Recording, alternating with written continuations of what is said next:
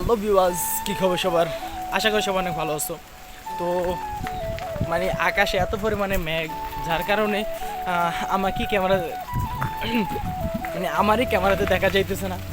তো সাইকেল চালাইতেছে অনেক আস্তে আস্তে।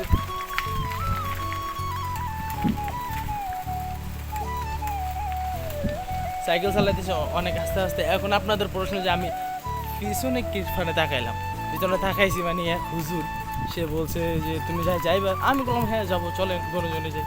কিন্তু কতক্ষণ পরে থেকে সে আমার পিছন থেকে নাই। এখন থাকি পিছনে তাকাইতেছি আর তাকে খুঁজতেছি। ক্যামেরাটা বন্ধ করার সাথে সাথেই দেখলাম বাহ কি সুন্দর বৃষ্টি পড়তেছে।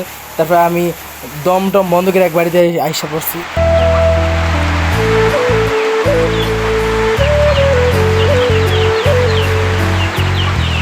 এখানে বৃষ্টি হচ্ছে অস্থির। তো আমার সাথে বের হওয়ার পরই স্যারের সাথে দেখা হলো।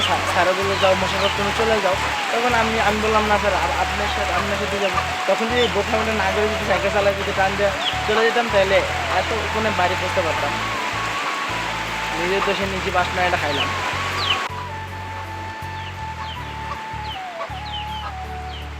এখন একটা বাড়ির দরজায় আছি। বৃষ্টিটা মনে হয় হালকা পাতলা কমছে, এখন দেখে যাওয়া যায় কিনা।